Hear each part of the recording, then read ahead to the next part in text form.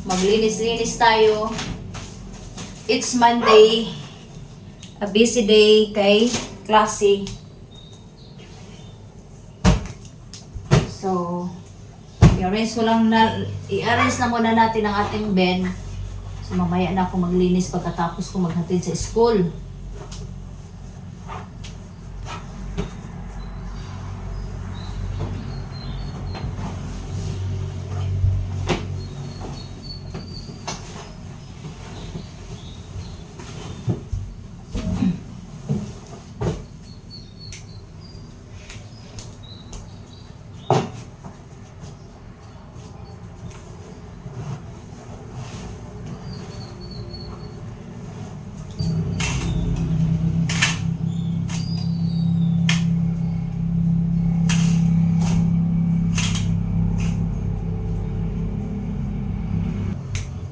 I-arrange ko lang muna yung mga kalat dito.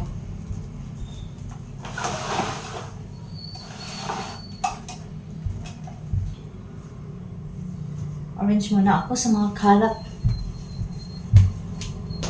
So ayan guys, nagkalat ang mga printer. Kasi dito nag-aral kagabi yung anak ko sa kwarto ko. Tinini mo panda doon ang imong mga gamit diri, ang imong correction tape. Dalon ni mo. Dalon siguro nila yan. Ashley! Paspas na!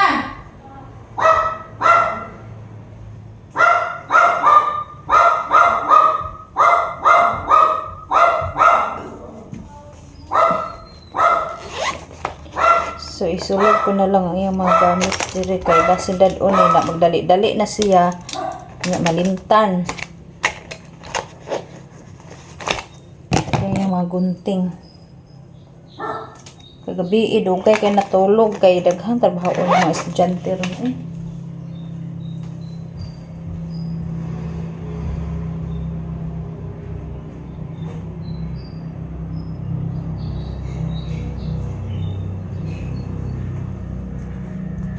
Ang daming tinatrabaho.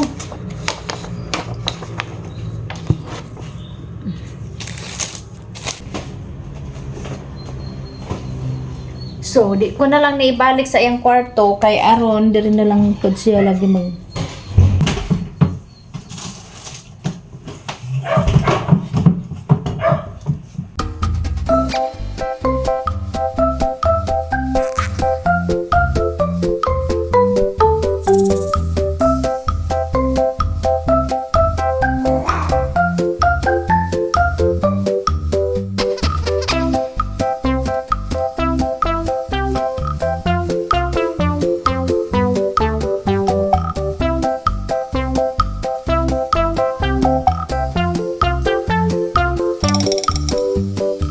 mamaya na ako magwalis kay maghatod pa ko sa school.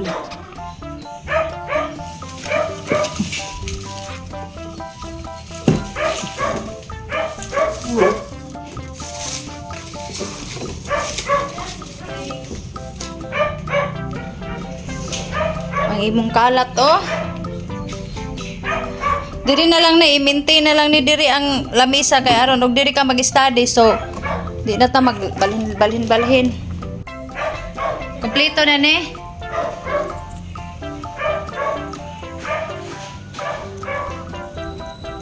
Busy ang inahan guys. Ako 50 dito sa mong balunan.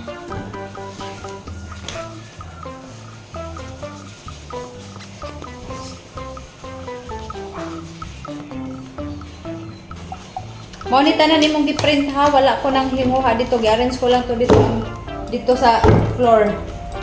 Monita nan, sige na. Ang imong perfume dara diri sa imong pouch.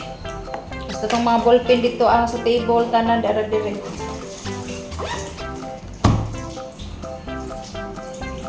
A few minutes later. Hi guys. So, katapos ko lang maghatid sa aking anak sa school. Ngayon ay maglinis tayo. Ay.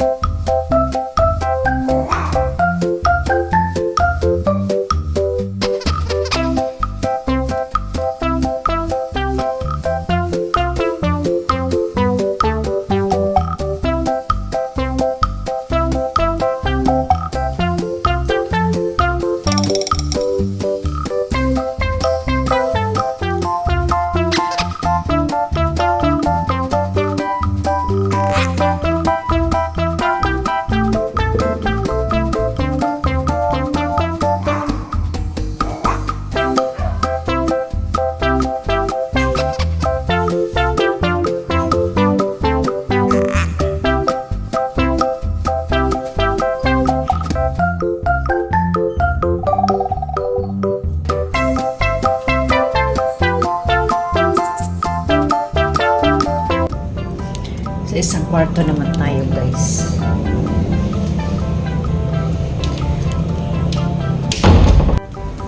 At mag-arrange muna ako sa ating mga ilaw tayo.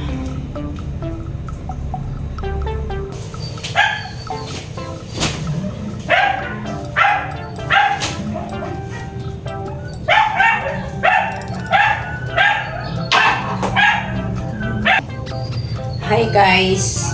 So, dito naman tayo maglinis sa isang room. Actually, itong room na ito guys, bakante ito. Walang gumagamit. Kaya ang anak na ko guys, nag-occupy aning kwarto ha. Ito ana sa Cebu, mag-eskwela.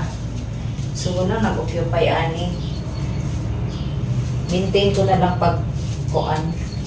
I-maintain ko na lang ang paglinis. Pero wala naka-occupy aning kwarto ha.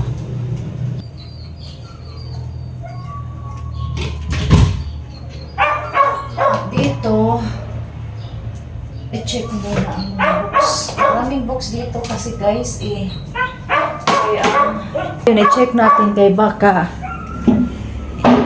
may anay ba? Kasi may anay dito guys, kaya so ayan ang mga box niya oh. So kailangan ko siyang i-check kung baka may anay. Nako, aray ko, mahilig kasi ang mga anak ko sa books. And then so ngayon, so wala na nagbabasa nito kay andun na sa Cebu, yung eldest ko at saka yung pangalawa.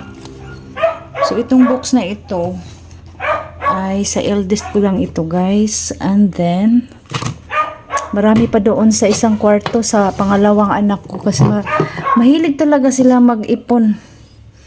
Mahilig sila mag-collect ng mga books ba. Hindi nila collect ng mga books. And then so ngayon nag-aral na sila sa Cebu. So hindi na ito hindi na ito nabasa. Andun ay ito marami pa akong mga dito, Oxford Dictionary na gilawa-lawa na. Mga books na mga kanang educational books ba sa science, yun. At saka mayroon pa din sa baba So ayan guys, na file ko na ulit ang mga books. Chinek ko lang kung baka may anay ba. So itong mga books dito guys, ito kanang sa outfit nila sa ilang ballet dancing. So itong mga books na ito, wala na itong gamit kasi may Oxford Dictionary dito Pakapin siya ang Oxford Dictionary, pakapin siya sa mga books, educational books. At saka mayroon pa dyan sa baba Ayan, marami kaming books dito At itong mga books na ito, wala na itong gamit kasi grade pang ini siya, last year pa ito na book sa aking bata na grade 9. So ngayon grade 10 na siya, so nakaipon ako ng maraming books dito. Okay. So ayan mayroon pa doon sa taas. So dito naman tayo mag-ayos sa isang kwarto. Wala nag-occupy din dito guys kasi ang pangalawang anak ko nag-occupy dito. So since na nandoon na din siya sa Cebu, nandoon na rin siya nag-aral. So wala na nag-occupy dito. So yung bunso ko na lang dito siya maliligo. And then pag mag-aral siya, mag-study, dito siya nag-i-study. Kasi so dalawang kwarto wala nag-occupy. Maintain ko lang maglinisan. So bumili pala ako ulit ng off-lotion. Akala ko naubos ng off-lotion kasi uso kasi ang dengue dito Ang dengue ngayon is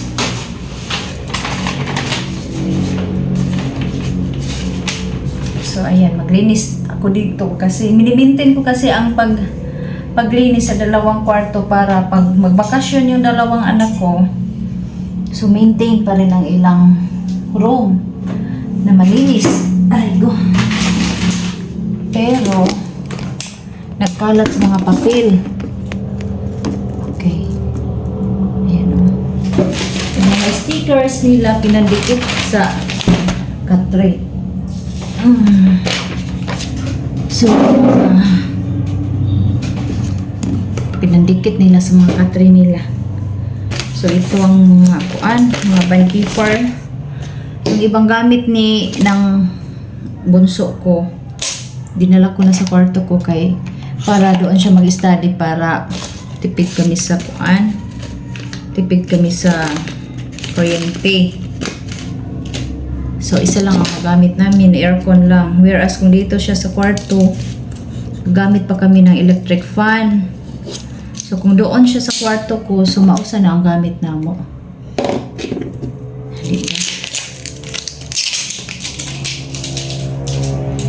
Kaso lang, matagal kasi matulog si Bunso guys, kay marami silang istedhanan.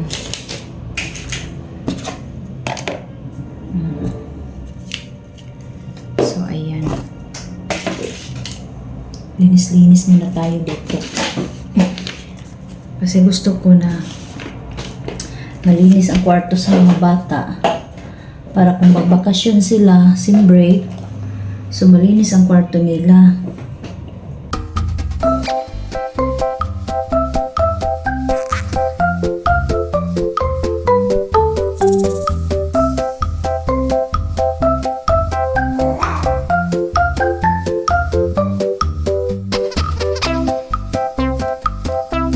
Marami siyang books dito din, oh. So, ito. Sa second daughter ko ito, guys. Yan. Marami din siyang mga books dito. Mga collection. Na tinago niya mga ano niya. Kay baka daw anayon. So, mahilig kasi sila sa mga books. Yung eldest ko at saka yung pangalawang anak ko. Ang hilig mangulikta ng mga books. Kaya pareha sila. Kabinet nila na puno sa mga libro. Oh, diba? Ang hilig kasi nila. Ang dami kasi nilang mga chichiborichi sa buhay. Oh.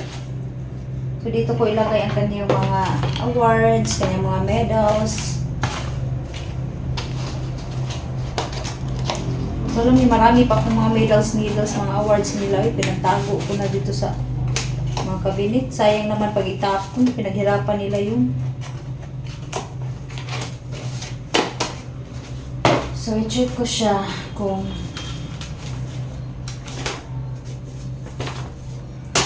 baka may anay. Sabi ng mga anak ko guys na nandun sa Cebu, yung dalawa. Sabi nila, Mama, i-check mo ang mga books namin, baka may anay daw. Kaya wala na gamit, patapon na. Kaya kailangan kong i-check. Kaya baka may anay. Iyak yun pag inanay yung mga libro. Palangga pa naman ni nila ilang mga libro guys. Ang hilig kasi sa mga books. Ano ba ito? Bakit andito? Yun, oh, may mga kahon-kahon pa. Ayan guys, so tingnan ko kung anong laman ito. Naku, may mga sinsiyo. Po, ang dami palang ang daming sinsiyo guys. Pastila ni akong anak ko. Uy, kanang mahilig kasi yun mag-ipon-ipon ba? Hindi yun magastos yung pangalawang anak ko. Hindi yun magastos. Mahilig kasi yun mag-ipon-ipon ng mga ano, oh. Ng mga, ayan, oh, ang daming mga ano niya. May mga papel pa pala dito. Ang daming sinsiyo niya, oh. Tingnan nyo guys, ha. Sa mga sinsiyo niya, kunin ko na lang. Kaya baka di na ito magamit. Kaya malimutan na ni Nia, guys. Actually, nalimutan talaga niya. Kaya mahilig yun magkolekta ng mga sinsiyo. So, ilipat ko na lang dito para papalit ko ng mga sabon. O, yan. mga toyo. Kasi nag-ipon ako ng mga coins para pag walang tubig. So may pambili kaming tubig. Mahilig kasi yun mag-kolekta ng mga sisiw. Nalimutan na ni Nia. Oo. Wala ng mga sulod. Pinantipon pa. Buti na lang nangalkal ko sa ilang mga gamit, guys. Yun, mga pencil na walang gamit. Guys, oh. Ang hilig kasi niya mag-ipon ng mga coins. Yan. So, para magamit ko ito, chinat ko muna, guys. Hindi ko muna ito galawin. Kasi respect her privacy. Hindi ko muna ito galawin, guys. Chinek ko muna kung nagpaalam muna ako sa aking anak na gamitin ko na lang ito kay masayang man. Pero chinat ko muna. Mamaya pa yun mag-reply kasi klase pa sila. Chinat ko lang muna. Hindi ko muna ito galawin. I-arrange ko lang. Mga resibo niya sa STI. So hindi ko muna ito galawin. Nakagamitin pa niya. So at least nagpaalam ako. Pag mag-reply ito mamaya, so saka ko pa galawin ang kaniyang mga isichiborichi diri.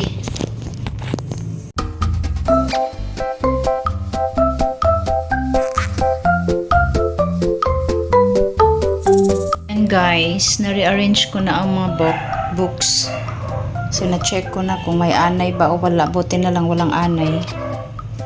And then, yung picture niya sa baby pa siya, ayaw talaga niyang ilabas. Oy.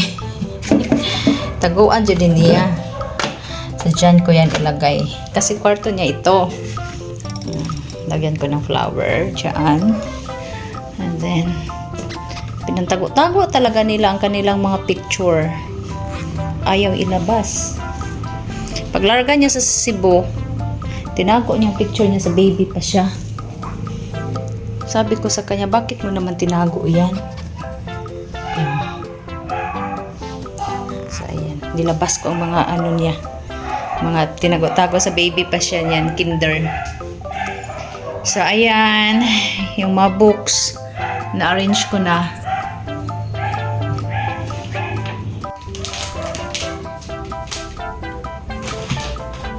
Yung mga iPad nila.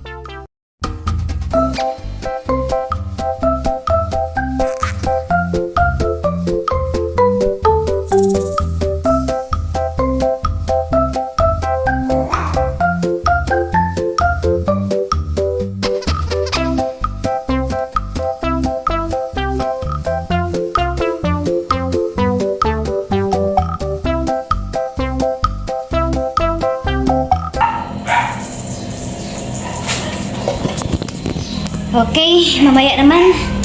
Kaya ako ay napapagod na.